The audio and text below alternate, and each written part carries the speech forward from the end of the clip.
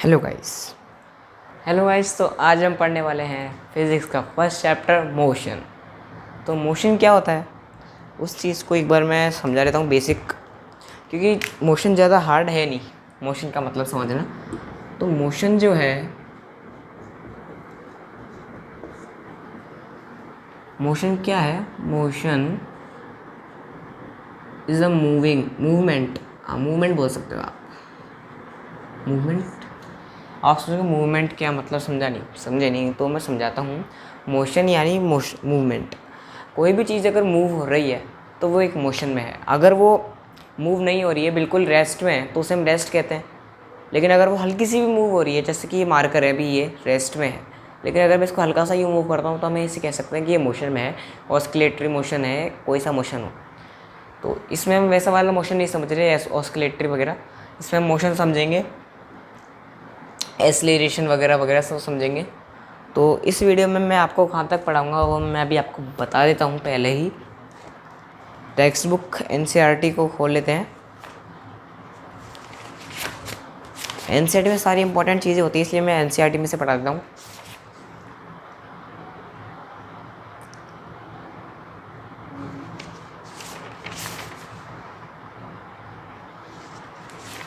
Chapter काफ़ी ज़्यादा बड़ा है, एक वीडियो में तो नहीं बना पाऊँगा, ठीक है। तो मैं आपको बता देता हूँ मैं आज कहाँ तक पढ़ाऊँगा। मैं पढ़ाऊँगा आपको यूनिफॉर्म एंड नॉन यूनिफॉर्म तक पढ़ाऊँगा। यूनिफॉर्म एंड नॉन यूनिफॉर्म तक पढ़ा देता हूँ। तो पहले एक बार मैं पैराग्राफ रीड कर लेता हूँ। अगर कोई इंपॉर्टेंट चीज़ लगती है तो मैं इस पर आपको समझा के फिर लिख दूँगा। जब तक मैं इसको एक बार इंपॉर्टेंट चीज़ें पढ़ लेता हूँ। हाँ तो गाइज़, मैंने एनसीईआरटी को काफ़ी रीड करा तो मैंने इस चीज़ को नोटिस करा कि ये जो पूरा जो यहाँ पे पैराग्राफ दिया है उसको मैं क्या बोलूँगा, अभी बिल्कुल वेस्ट है। अब वो वेस्ट क्यों है मैं आपको समझाता हूँ। मैंने आपको एक वर्ड में समझा दिया, वो इतने बड़े पैराग्राफ में समझाया उन्होंने। बस हाँ कि ये है कि उन्होंने बस क्लियर कर दिया बेसिक से, मैंने आपको थोड़ा ओवरव्यू दे दिया। लेकिन अपन को इस चीज़ का पता है तो इतना क्या रटने की ज़रूरत नहीं है अपन को। तो इन्होंने क्या बताया है कि जो बॉडी मूव हो रही है ना वो मोशन में है, और जो बॉडी स्टेशनरी है यानी रेस्ट में है उसे हम स्टेशनरी कहते हैं। बस इतना बताया, बोलो इतने बड़े पैराग्राफ में। तो इसलिए ये बड़े बड़े लिख देते हैं। बाकी किसी भी चीज़ से छोटे करके लिख दो आप, तो उसको नोट्स बना के कह सकता हूँ मैं। तो मैं समझा देता हूँ मैं आपको कि ये ज़्यादा हार्ड तो है नहीं चैप्टर बहुत सिंपल है। तो अभी इसको डिस्क्राइबिंग मोशन एक और पैराग्राफ है, उसको अपन बोर्ड पे लिख देता हूँ। मैंने इसको पढ़ लिया है, ये ज़्यादा इंपॉर्टेंट नहीं है, लेकिन फिर भी बता देता हूँ। We describe the location of an object by specifying reference point. क्या लिखा है इसमें देखो। लोकेशन ऑफ एन ऑब्जेक्ट हम बता सकते हैं, of object specified by reference point. Reference point क्या होता है बताता हूँ। देखो इसमें क्या है, लोकेशन ऑफ ऑब्जेक्ट। हम लोकेशन कैसे बता पाते हैं ऑब्जेक्ट की? रेफरेंस पॉइंट से। यानी रेफरेंस पॉइंट यानी जिस जगह पे आप खड़े हो वो एक रेफरेंस पॉइंट है। अभी जैसे ये मेरा रेफरेंस पॉइंट है मोबाइल को देखने का, अब मेरा रेफरेंस पॉइंट चेंज हो चुका है। अब मेरे को मोबाइल का कैमरे का इधर वाला पार्ट भी दिख रहा है, लेकिन अगर मैं इधर आ रहा हूँ तो इधर वाला पार्ट नहीं दिख रहा। तो रेफरेंस पॉइंट के साथ हम किसी भी ऑब्जेक्ट की मोशन देख सकते हैं। जैसे कि मैं आपको एक बहुत बड़ी एग्जांपल देता हूँ। जैसे कि एक कार मूव हो रही है, ठीक है। एक ये कार है, आप यहाँ पर खड़े हो, फुटपाथ है, ठीक है। ये फुटपाथ पर आप खड़े हो, यहाँ से एक कार गुजर रही है कितने भी किलोमीटर की स्पीड से, रेस्ट पे नहीं है लेकिन वो 20 किलोमीटर बोल लो, ठीक है। उसके अंदर एक पर्सन बैठा, उसको हम ए बोल लेंगे। तो आप यहाँ से जब देखोगे तो ए आपका मूव होता हुआ दिखेगा ना। ऑब्वियस सी बात है, अगर मैं यहाँ खड़ा हूँ, पंखा घूम रहा है, ठीक है। तो ये पंखा जब मूव हो रहा है तो हमें को वो घूमते हुए दिख रहा है, वैसे ही इसको देखते हुए दिखेगा, जाते हुए दिखेगा। लेकिन अगर मैं अपना रेफरेंस पॉइंट चेंज कर लूँ, कैसे? मैं अगर गाड़ी के अंदर भी आ जाऊँ, मैं गाड़ी के अंदर ए के पास में बैठ जाऊँ और बी बन जाऊँ, तो मैं अगर ए को देखूँगा तो क्या होगा? मैं देखूँगा तो क्या रेस्ट पे? वो तो ऐसा क्यों हुआ? रेफरेंस पॉइंट से। जब मैं बाहर से देख रहा हूँ तो कार मूव हो रही है, कार के अंदर ए अपन को मूव होता दिख रहा है, लेकिन अब जब अंदर जा रहे हैं ना अपन, तो वो हमें मूविंग नहीं दिख रहा, वो हमें रेस्ट पे दिख रहा है। तो ये रेफरेंस पॉइंट का काफ़ी बड़ा खेल है, बस ये समझाया डिस्क्राइबिंग मोशन में। अगर अभी भी डाउट है तो वापस रिवाइंड करो वीडियो को, वापस देखो, क्योंकि ये थोड़ी इंपॉर्टेंट चीज़ें आ सकती है। मैम ज़रूर समझाती है इस चीज़ को। तो और तो कुछ नहीं है। हाँ, तो ये समझाता हूँ मैं। रेफरेंस पॉइंट जो होता है उसको हम क्या कहते हैं? रेफरेंस पॉइंट को हम कहते हैं origin. Reference point is equals to origin. दूसरा पैराग्राफ कंप्लीट हो चुका है, इसमें भी कुछ इंपॉर्टेंट नहीं था। Motion along straight line, simplest type of motion is along the straight line. ठीक है, चलो ये आया कुछ इंपॉर्टेंट। जो सिंपलेस्ट मोशन का जो टाइप है, सिंपलेस्ट टाइप ऑफ मोशन कौन सा है? In straight line. क्लियर है? In straight line. जो सिंपलेस्ट फॉर्म ऑफ मोशन है वो एक स्ट्रेट लाइन में जो मूव हो रही है बॉडी, उसको हम सिंपल कहते हैं। ये समझ लिया हमने।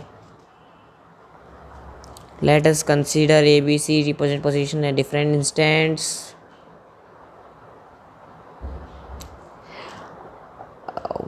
ओके समझ गया मैं। Sorry.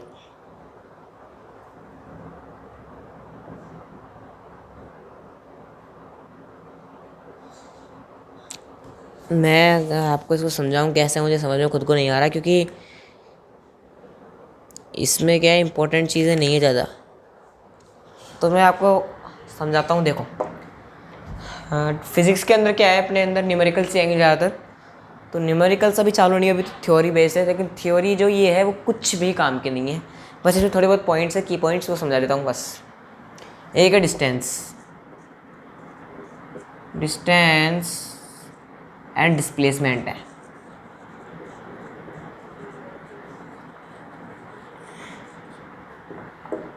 Distance and displacement. Distance क्या होती है? टोटल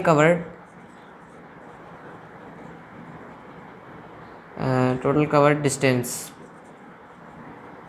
और ये जो डिस्प्लेसमेंट होती है वो शॉर्टेस्ट डिस्टेंस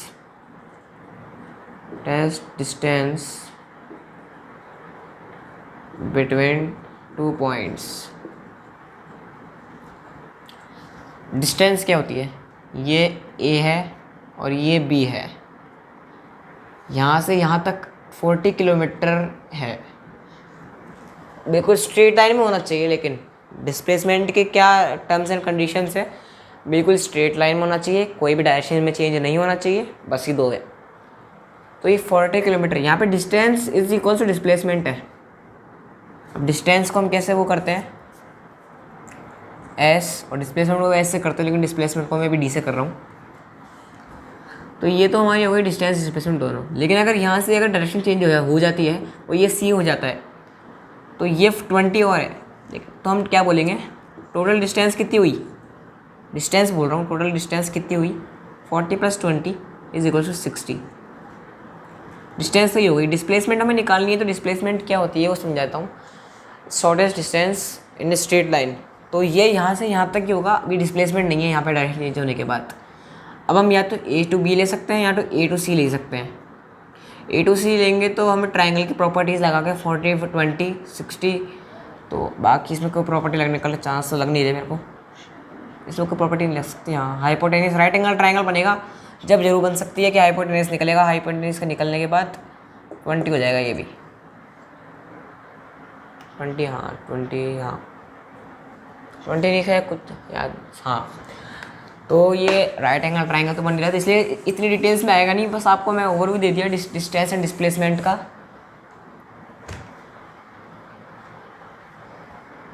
और इसमें क्या इंपॉर्टेंट चीज़ है, और इसमें इंपॉर्टेंट चीज़ मुझे लग नहीं रही है। और हाँ, initial and final velocity. Initial position क्या होती है? इनिशियल पोजीशन जहाँ से स्टार्ट हुआ है, स्टार्टिंग पॉइंट। फाइनल तो फाइनल हो ही गया, समझ गए? तो लास्ट फाइनल है भाई, फाइनल। रेफरेंस समझा ही दिया। अच्छा, तो अब एक समझाता हूँ मैं। क्वेश्चंस करते हैं अब, क्योंकि अभी क्या क्वेश्चंस आ चुके हैं इसमें। ओ तेरी पेन चल गया। हाँ, तो क्या है question, an object has moved through a distance, एक ऑब्जेक्ट ए टू बी मान लेते हैं, चलो ए टू बी मान लेते हैं, ठीक है। Can it have a zero displacement, displacement क्या होती है, शॉर्टेस्ट डिस्टेंस। समझाता हूँ ढंग से, थोड़ा इंपॉर्टेंट क्वेश्चन है, समझा दिया वैसे तो मैंने आपको भी समझाया था। अगर ए टू बी कोई ऑब्जेक्ट मूव हो गया, डिस्टेंस हो गई है ये 20 मान लो इसको, तो डिस्प्लेसमेंट 20 हो गई। लेकिन हमें ज़ीरो करनी है, ज़ीरो कैसे होगी, ए टू बी जाकर वापस ए पे आ जाता है, तो डिस्टेंस तो हो जाएगी 40 और डिस्प्लेसमेंट 0 हो जाएगी। तो हमने इसको प्रूफ कर दिया। अभी कैसे होगी, when an object start from it comes at the point where it is started then the displacement is 0, simple. Second question आता है, farmer moves along the boundary of square field of 10 metre. एक जो farmer है, ये square है, इसकी boundary है, जो बाउंड्री यानी पैरामीटर 20 है, इसका पैरामीटर 20 है, सॉरी 10 है क्या, हाँ 10 है। Time taken is equals to 40 seconds. अब ये पूछ रहा है what will be the magnitude of displacement of the farmer at the end of 2 minute 20 seconds from the initial position. देखो डिस्प्लेसमेंट पूछ रहा है ये, और उसका टाइम पता नहीं है, हमें डिस्प्लेसमेंट पता नहीं है, डिस्टेंस पता है, मैं नहीं पता डिस्टेंस भी। 10 इंटू 40 क्या हो गया, 400 मीटर, तो इसने 40 सेकंड में कर लिया, ऐसे कैसे हो सकता है यार। हाँ 400 मीटर, गुड, पता नहीं कैसे। हाँ तो नहीं, सॉरी, अगर 10 इंटू 40 का डिवाइड करना पड़ेगा पहले, 4 इंटू 10 40, समझे, ये 10 मीटर्स को करता है ये 40 सेकंड में, ठीक है, समझ गया। अब डिस्प्लेसमेंट फाइंड करनी है 2 मीटर 20 सेकंड बाद। 2 मीटर 20 सेकंड को हम क्या लिख सकते हैं, 2 इंटू 60 कर लो, 120 plus 20 140, 2 minutes 20 seconds, 2 minute 120 second हो गए, और प्लस 20 140 सेकंड्स हो गए, 140 सेकंड्स। अच्छा, तो अब हम ये बोल सकते हैं कि 40 सेकंड्स में एक राउंड पूरा हो रहा है उसका। ABCD कर लिया हमने। अब 40 सेकंड हो गए इसको, 40 सेकंड में यहाँ पर आ गया ये वापस, 40 80 120, अब 120, अब 20 सेकंड बच रहे हैं, 20 40 का आधा है, तो हम ये बोल सकते हैं A टू B, तो यानी वो उसकी डिस्प्लेसमेंट जो होगी A टू C होगी। अब A टू C क्या होगी,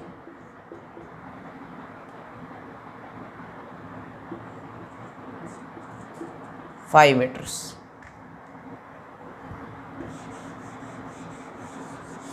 फाइव मीटर डिस्प्लेसमेंट होगी 5 मीटर, ये भी हमने कर लिया, समझा दिया मैंने आपको। डिस्प्लेसमेंट शॉर्टेस्ट डिस्टेंस होती है, कितने राउंड हो रहे हैं। हाँ ये भी कर सकते थे हम, हाँ ये भी कर सकते थे कि एक राउंड हो रहा है पूरा 40 सेकंड में, तो 140 सेकंड में कितना होगा, इसको डिवाइड कर लेते हैं हम, सिंपल था यार, ये तो मैंने ज़्यादा कर लिया। 40 from the 4 to that 4 to that 12, 3.5 rounds, 3.5 1 2 3 4, ठीक है, तो वही होता 5 ही आता। 3.5 राउंड घुमा लो 10 मीटर की बाउंड्री पे, आंसर आ जाएगा। हो गया कंप्लीट। अब आता है uniform and non uniform acceleration. अब इनको समझा देता हूँ, सॉरी मोशन एक्सेलरेशन, ये हमारा लास्ट टॉपिक है आज का। वीडियोस छोटी बनाऊंगा ताकि ज़्यादा बोर भी नहीं हो अपन, और ज़्यादा बड़ी वीडियो बनेगी तो फिर प्रॉब्लम भी आएगी पढ़ने में।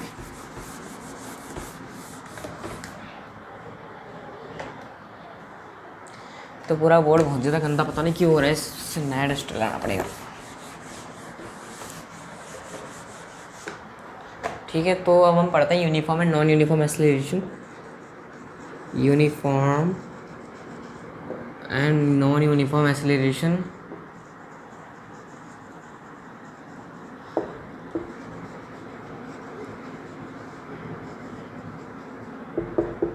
एक्सेलरेशन नहीं, खैर एक्सेलरेशन मुझे ढंग से याद है क्योंकि मैंने एक्सेलरेशन ज़्यादा याद कर रखा है। Uniform and non uniform motion बहुत सिंपल है, इसको याद करवाने की ज़रूरत नहीं है। यूनिफॉर्म यानी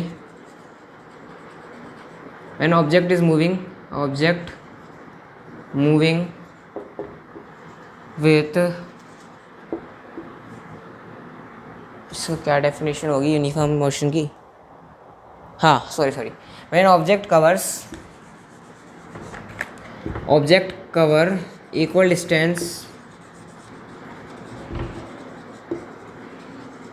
in equal interval of time.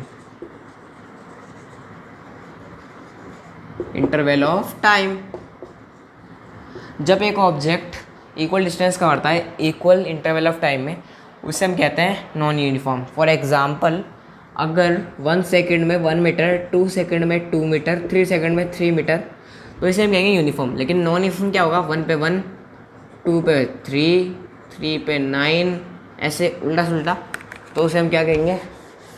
Non uniform motion. अब इसकी डेफिनेशन देता हूँ। नॉन यूनिफॉर्म क्या होता है?